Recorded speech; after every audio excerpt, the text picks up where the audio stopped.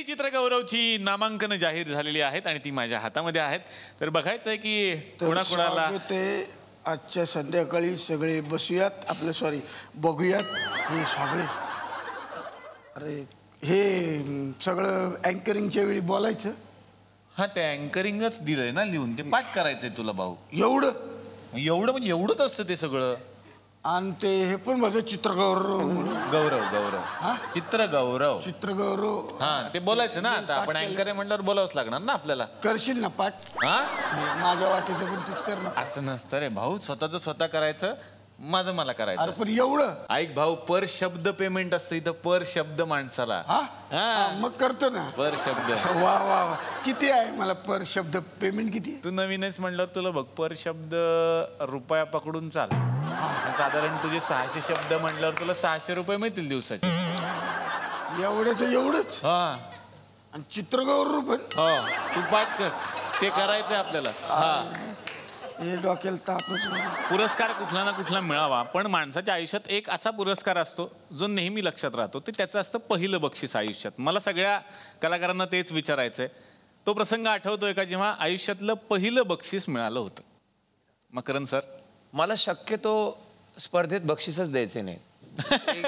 नाही, याचं कारण मी वाईट अभिनेता असू शकतो, एक कॅरेक्टर, एक कारण झालं. दुसरं कारण असं असू शकतं की काही म्हणतात की ज्या तुमच्या पत्रिका असतात ना, तर त्याच्यात लिहिलेलं असतं ही स्पर्धेची पत्रिका आहे, तर ती माझी स्पर्धेची पत्रिका नाही. हे दुसरं कारण असू शकतं. ऋषिकेश, ती अवॉर्डची रेग असावी लागते, ती असावी लागते आणि ती माझ्या काही नाही. आणि आपण आहोत मराठी मीडियममध्ये शिकलेले, पण कुठेतरी एक ब्रिज आपण क्रॉस करतो पार्ला ईस्टवरनं वेस्टवर जायचा. वा वा वा. पार्ला ईस्ट टू पार्ला वेस्ट. वा. असं तिकडे गेलो पृथ्वी थिएटरला आणि अचानकपणे हिंदी बोलायला लागलो आणि खूप हिंदी नाटकं लिहिली, खूप काय काय केलं. तेव्हा मी लोकांकडनं ऐकायचोय, काय यार मराठी आहे, एक मराठी नाटक लिखता नाही आहे मराठी माणूस. तर मला असं वाटतंय कधी कधी ब्रिजवरनं परत मागे यायचं असतं आणि पुन्हा घरी आलो की आपल्याला आपली शाबासकी मिळते. ती मला असं वाटतं इथे मिळाली. क्या बात आहे ना. आणि हा माझ्या लक्षात राहणार आहे, हा माणूस हा. कारण का हा माझी खूप तारीफ केली होती आम्ही जेव्हा आलो होतो तेव्हा. मला असं वाटतंय की हा माझा गुड लक राहणार आहे. तर doctor, you are my good luck. अरे सर थँक्यू. आणि आय एम शुअर पुढे मागे कधी हा जज वगैरे झाला तर आपल्याला कुठलं नाही तरी लाईफ टाईम अचीवमेंट वगैरे कुठेतरी राहून गेलेली बक्षीस असतात ना. मी तुम्हाला देतो 5 पदकं आणि 2 बदकं. स्वप्नील सर तुमच्याकडे येणार आहे. आयुष्यातलं पहिलं बक्षीस आठवतंय? माझं पहिलं बक्षीस मिळालं होतं नाटकासाठी नव्हतं मिळालं ऍक्च्युली. मी गिरगावचा, झावबाची वाडी, लक्ष्मीबाईची चाळ. आम्ही जिथे राहतो तिथे 4 चाळी म्हणतात त्याला. त्या 4 चाळींचा गणेश उत्सव होतो दरवर्षी. अच्छा. तर माझ्या आयुष्यातलं पहिलं बक्षीस होतं ना, ते फॅन्सी ड्रेस कॉम्पिटिशनसाठी होतं, ज्याच्यात मला बक्षीस मिळालं नव्हतं. हां. म्हणून माझ्याच आई वडिलांनी मला उत्तेजनार्थ बक्षीस दिलं होतं.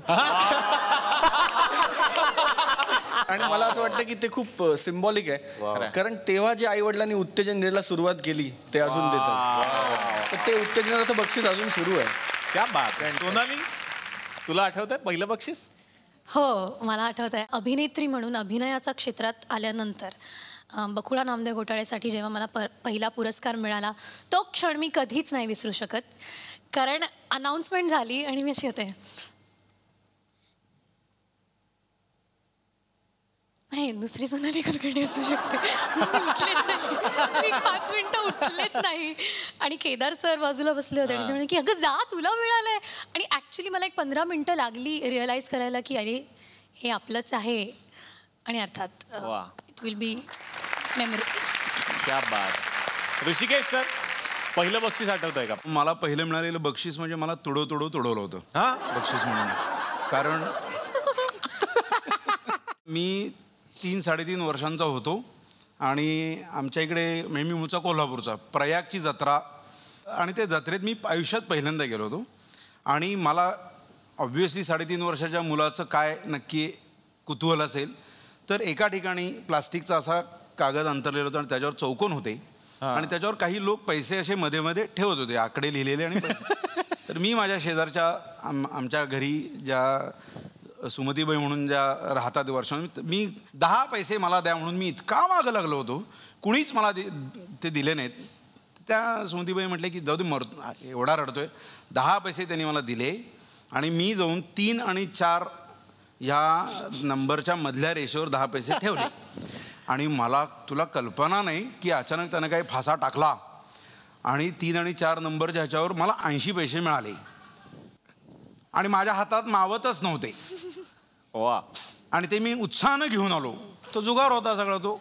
आणि हे घरी आल्यानंतर रात्री जेव्हा आईनं सांगितलं की असं असं आपल्या चिरंजीवानी 10 पैशाचे 80 पैसे असे प्राईज मिळालेलं आहे, झोपेतनं उठायच्या आत मला जी एक अशी जी पडलेली होती ते म्हणजे ते मला आठवलेलं की आपल्याला आपण काहीतरी केल्यानंतर काहीतरी असं काहीतरी आपल्याला मिळतं, असं ते अत्यंत विचित्र अनुभव. त्यामुळं मला ते जे 10 पैशाचे 80 पैसे जे बक्षीस मिळालं होतं आणि त्याचा जो बक्षीस म्हणून जो समारंभ जो झाला मला तोडवण्याचा, तो मला पण लहानपणी तुम्ही म्हणाला जुगार खेळू दिला नाही, मला वाटतं त्याच रागात तुम्ही ठरवलं आता हा आयुष्यभर खेळणार. जुगार खेळायचा. प्रवीण सर तुमच्याकडे येणार आहेत.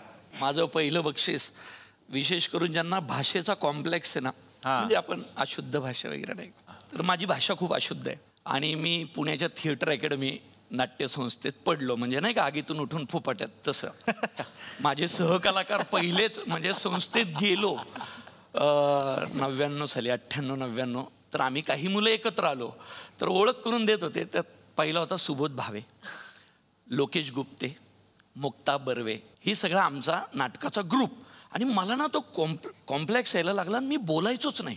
थिएटर अकॅडमीचे अध्यक्ष प्रसाद पुरंदरे यांच्या ते लक्षात आलं.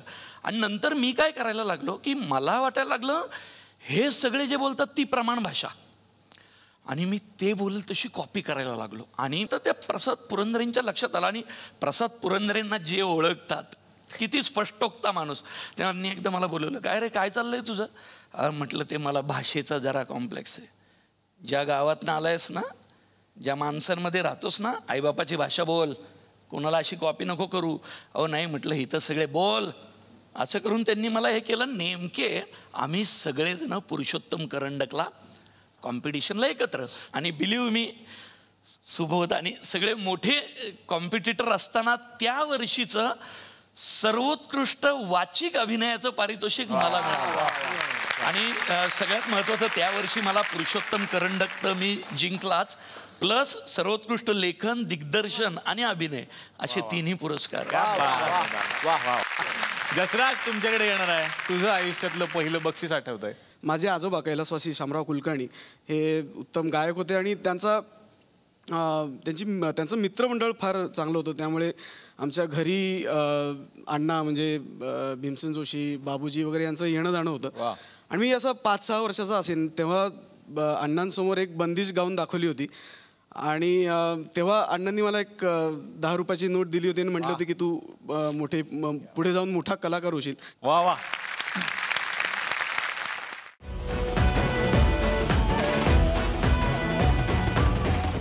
मी मराठी, झी मराठी.